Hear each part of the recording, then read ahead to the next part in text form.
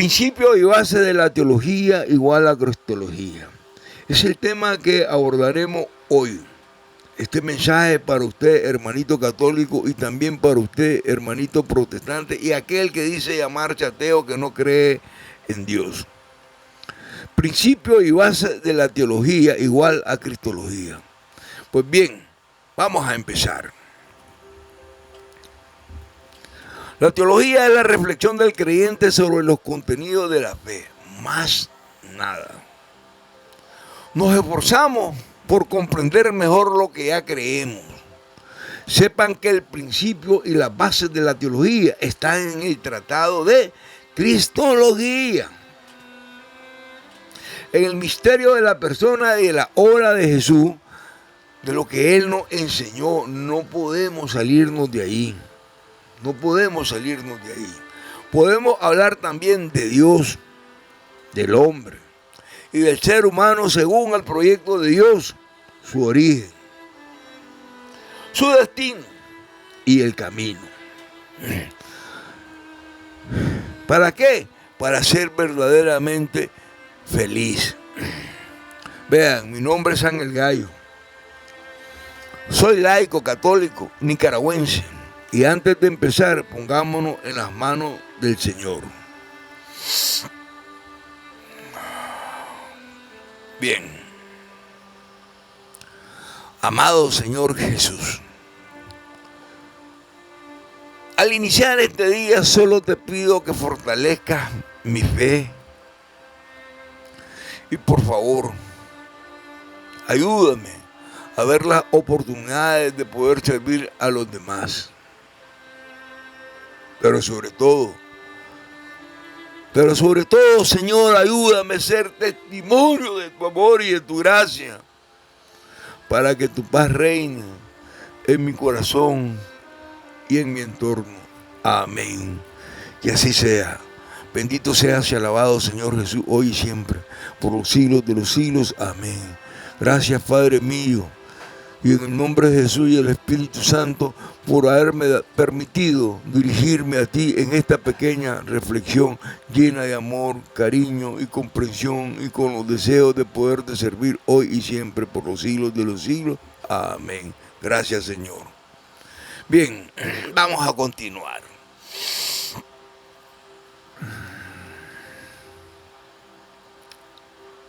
Jesús continúa anunciando su palabra y ofreciendo su salvación en la iglesia, en la que Él fundó en la figura de Pedro allá en Mateo 16, 18.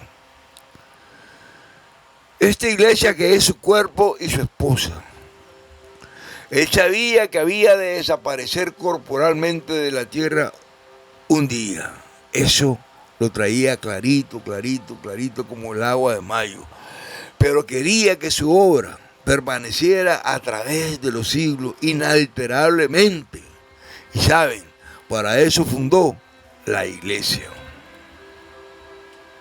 La iglesia. No como lo dicen los protestantes, que Cristo nunca fundó ninguna iglesia. Mentirosos les digo. La encarnación del Hijo de Dios y la fundación de la iglesia corresponden al eterno proyecto desde antiguo de Dios, escondido desde antes y durante todos los siglos, y que finalmente Pablo le ha tocado anunciarlo y afirmarlo, se nos ha manifestado en Cristo. ¡Qué maravilloso!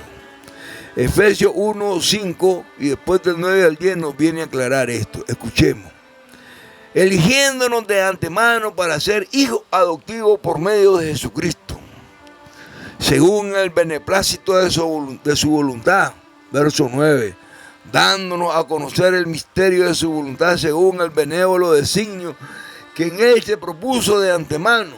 Verso 10. Para realizarlo en la plenitud de los tiempos, hacer que todo tenga a Cristo por cabeza, lo que está en los cielos y lo que está en la tierra. Palabra de Dios. Te alabamos, Señor Jesús. Bien, el proyecto de Dios se empezó a realizar con la creación. Y escuche esto. Y se ha ido desarrollando a lo largo del tiempo. Todas las intervenciones de Dios en el Antiguo Testamento correspondían a un plan establecido de futuro. Y que cada una suponía la anterior y preparaba la siguiente. Toda la historia de Israel es una preparación, es un anuncio y una anticipación a lo que había de venir. Dios llama a Abraham para hacer de él un pueblo. Lo libera de la esclavitud. Lo guía por el desierto. Lo introduce en la tierra prometida. Lo educa por medio de los profetas. Hasta que finalmente envía a su propio hijo al llegar a la plenitud de los tiempos. Gálatas 4:4. Jesucristo fundó su iglesia. Esta iglesia que camina entre las consolaciones de Dios y las persecuciones del mundo, hasta que llegue a la plenitud. Cuando se presente sin mancha ni arruga en la vida eterna, a ver, Jesús Israel. Jesús era judío, miembro del pueblo de Israel, por lo que muchas de sus gestos y de sus palabras solo se pueden entender en la tradición de sus mayores. Aunque su persona y su mensaje trascienden sus orígenes, es universal.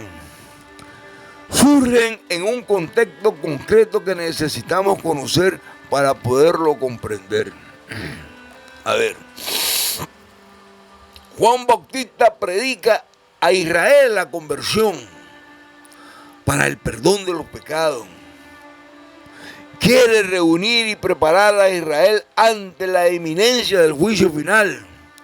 Se dirige al pueblo de la alianza recuperando las tradiciones antiguas que hablan de un nuevo comienzo, de un nuevo caminar, de la purificación y reunión escatológica del pueblo en el desierto. Osea 2:16 viene a decirnos lo siguiente, dice así: la llevaré al desierto y le hablaré al corazón. Palabra de Dios, te alabamos, Señor Jesús. Miren, en el desierto el pueblo se encuentra lejos de los falsos dioses baales, que demuestran su ineficiencia en la necesidad. Ahí Israel puede comprender a solas con su Señor, con su amado, como en los tiempos del Éxodo en el Antiguo Testamento.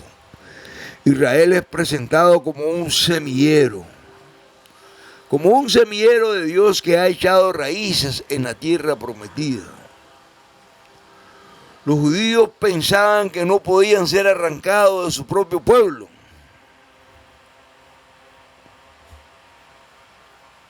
En el que se halla la salvación. Juan Bautista anuncia que los árboles que no den fruto serán cortados y quemados, afirmando. Esto contradecía o se contraponía con el pensamiento judío. Y escuche cómo lo dice Lucas 3, verso 8. Dad, pues, fruto digno de conversión y no andéis diciendo en vuestro interior: seremos por padre Abraham, porque os digo que puede Dios de esta piedra dar hijos a Abraham. Palabra de Dios, te alabamos, Señor Jesús.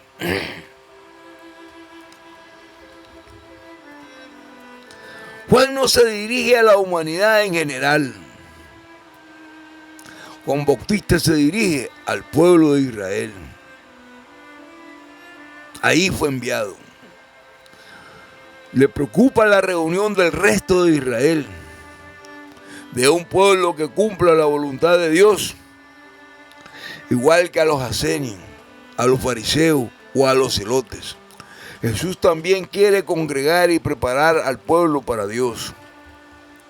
Cuando Jesús comienza a predicar, encuentra el terreno preparado por Juan el Bautista. Ya lo había regado Juan. Ya había sembrado Juan. Ya lo había anunciado Juan. Juan había invitado a la conversión, sacudiendo los cimientos de los israelitas como él. Mateo 3, verso 2. Jesús inicia su predicación anunciando la llegada del reino de Dios. Mateo 4, 17. Jesús tiene una profunda simpatía hacia el movimiento que Juan el Bautista había iniciado. Jesús admiraba a Juan, le consideraba como un enviado de Dios, Marcos 11, 30. Y no solo eso, lo llamó el mayor de los nacidos de mujer. Increíble, Mateo 11, 11. Sin embargo, Jesús entiende el reino y su ministerio de una manera distinta entre los discípulos que Jesús reunió a su alrededor. Escogió a 12 con una misión especial. Escuchemos, Marcos 3, 14. Instituyó a los 12 para que estuvieran con él y para enviarlos a predicar con poder de expulsar los demonios. Palabra de Dios. Te alabamos, Señor Jesús. Ahí está. Sepan que el verbo instituir apunta a un acontecimiento único que vendría, que tuvo lugar en un momento concreto. Jesús no se limita a hacer de sus discípulos sus testigos, sino que instituyó a 12 de ellos para que hicieran las mismas cosas que él hacía, y no que ocurriera lo contrario, que Martín Lutero y toda su descendencia hacen de la palabra de Dios.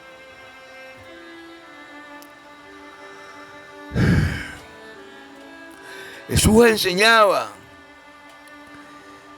y predicaba y anunciaba para que no hubiera confusión alguna.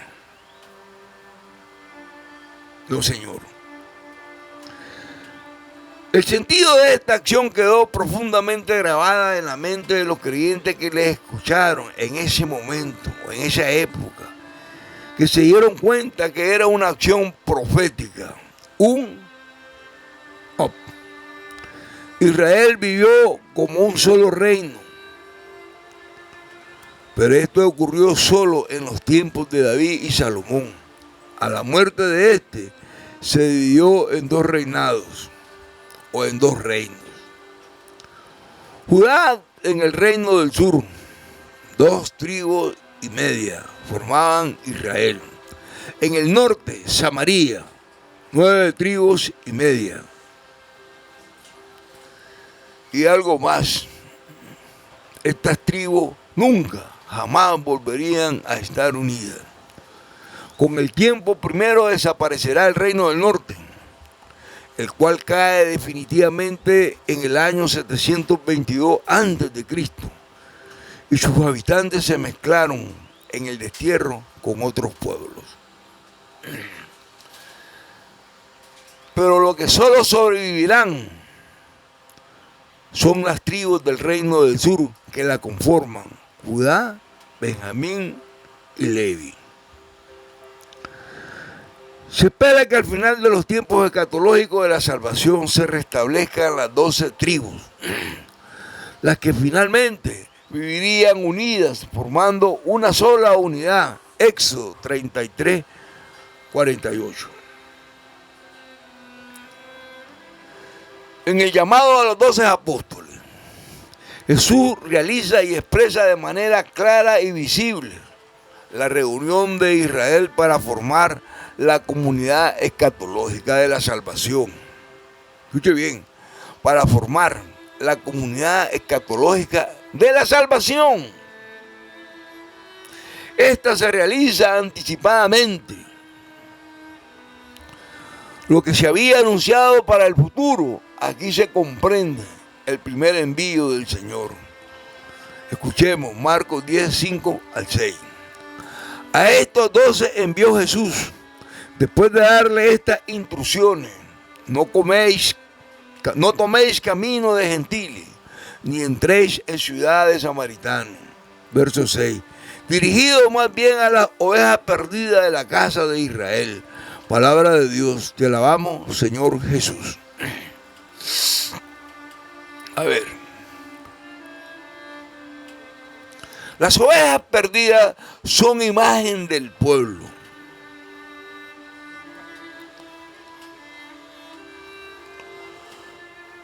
Son el rebaño roto y extraviado. Ezequiel 34.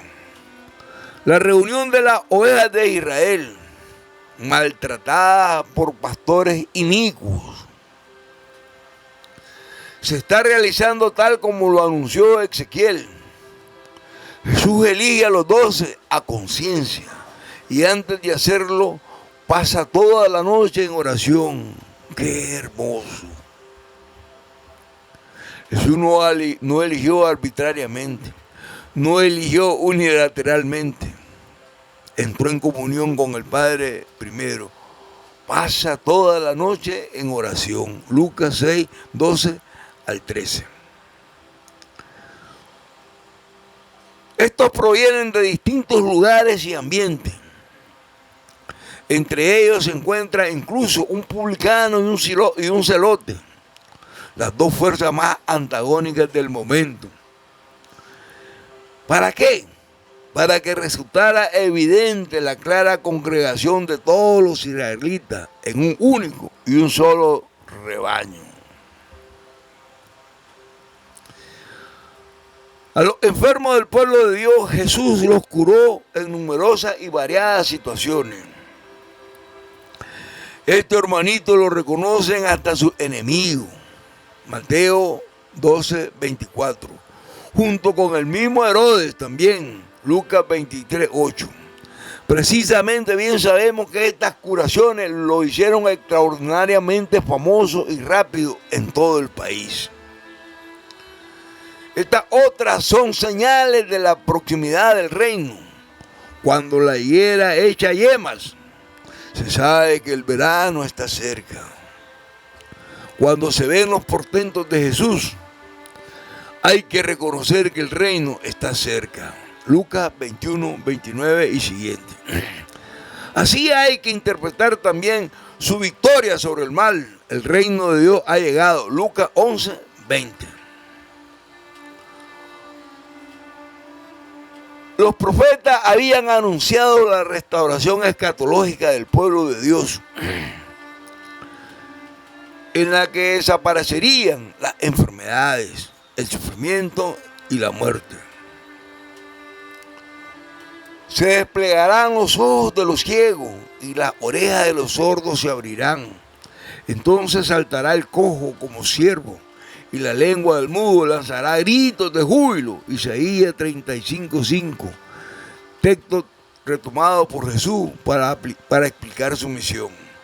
Lucas 7:22 dice así: los ciegos ven, los cojos andan, los leprosos quedan limpios, los sordos oyen, los muertos resucitan y a los pobres se les anuncia la buena noticia. Palabra de Dios, te alabamos, Señor Jesús. En el pueblo de la alianza nadie puede quedar fuera de la salvación, ni los pecadores, ni los enfermos, ambos marginados, porque los dos conceptos iban unidos.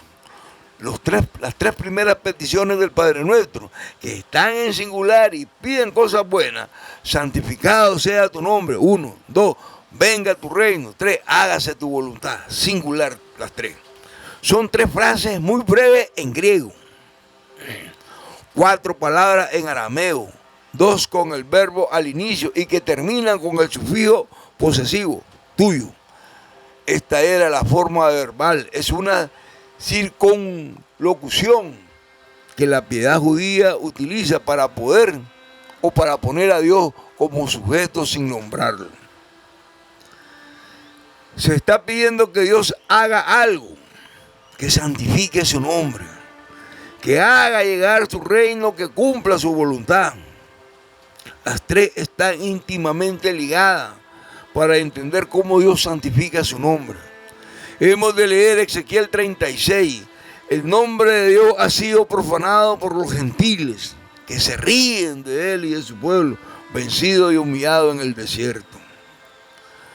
Dios anuncia la santificación de su nombre reunificando a su pueblo. Ezequiel 36 del 22 al 24. Siendo él mismo su pastor y su rey, dándole un corazón nuevo para que cumplan su voluntad.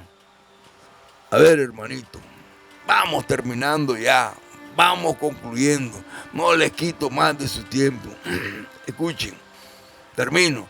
La llegada del reino se refiere a lo mismo que anticipadamente ya los profetas lo habían anunciado, como una definitiva reunificación del pueblo de Israel en una sola y única iglesia universal católica apostólica, que seguiría a Dios mismo como pastor y como rey.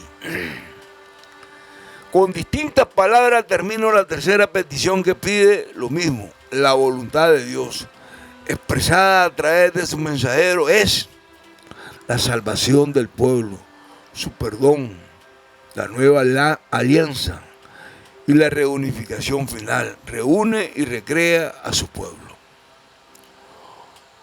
congregándolo entre todas las naciones, estableciendo su reino y realizando su voluntad salvadora. Termino ya. Pero precisamente en Jesús de Nazaret, en su predicación y en su ministerio de sanación, y sobre todo su victoria sobre el mal. Que así sea. Amén. Gracias y adiós. Por favor, hermanito, suscribirse en este canal católico, Iglesia y Apologética y de mí, si no evangelizo Ángel Gallo, dándole link y dándole clic a la campanita. Gracias por acompañarnos. Gracias por acompañarnos usted a través de estos videos y por llevar este mensaje a otras personas. Así, de esta manera nos están apoyando para llevar este mensaje católico que tanto lo necesitan nuestras comunidades de bases. Así estaremos llevando y fortaleciendo nuestra fe católica universal. Gracias por estar presente. Que el Señor los bendiga y los espero en el próximo video. Adiós. Bye.